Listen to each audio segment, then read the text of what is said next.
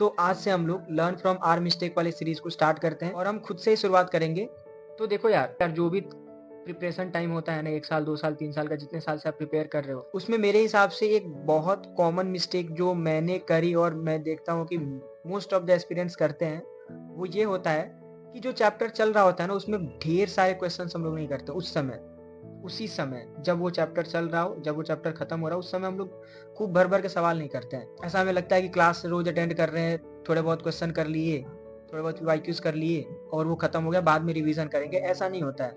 जो ये बच्चे अभी 12th में होंगे या फिर जिनका अभी एग्ज़ाम आने वाला है, वो ये बात समझ पा रहे होंगे कि जिन चैप्टर्स में उन्होंने भर-भर के क्वेश्चन किए हों, चाहे वो कितना भी टफ चैप्टर क्यों ना हो, चाहे वो रोटेशन हो, चाहे वो इंटीग्रेशन हो, चाहे वो इलेक्ट्रोकेमिस्ट्री हो, कितना भी टफ चैप्टर क्यों ना हो, अगर उसमें वो जब वो चैप्टर चल रहा हो, उसमें भर-भर के सवाल कर लिए हो, तो उन चैप्टर में उनका कमांड बहुत बढ़िया होता है। और चाहे कोई चैप्टर आसान ही क्यों ना हो, अगर उसमें आपने खूब सारे सवाल नहीं किए हैं, उसमें आपका कमांड नहीं बन पाएगा।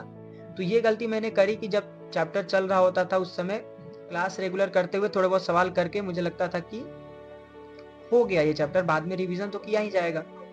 बट ऐसा नहीं होता है। एक बार जो चैप्टर छूटता है ना, उसको फिर से अच्छे लेवल पे उठाने के लिए ना बहुत एफर्ट लगाओगे, फिर भी वो उस लेवल पे नहीं जा पाएगा जिस लेवल पे तुम उस समय कर सकते थे जब वो चैप्टर चल रहा होता था। तो आप मेरी इन गलतियों से सीखो और फ्यूचर एस्पिरेंट्स को मैं ये सलाह देना चाहूँगा कि जब वो चैप्टर चल रहा हो, आप उसमें जितना ज़्यादा 100, 200, 400, 500, 1000 सवाल जितना सवाल लगा सकते हो उतना लगा लो। कभी आगे के रिवीजन पे मत छोड़ो कि जब रिवीजन करूँगा तब मैं सवाल लगा लूँगा या भी जो भी करना होगा कर लूँगा। क्वेश्चन प्रैक्टिस यार बहुत इम्पोर्टेंट है, बहुत ज़्यादा।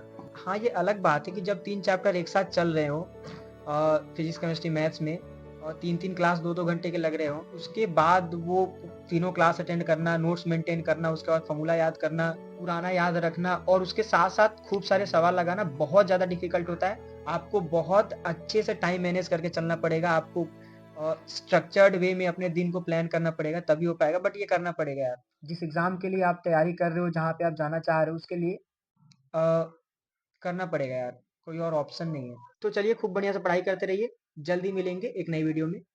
Bye bye, take care.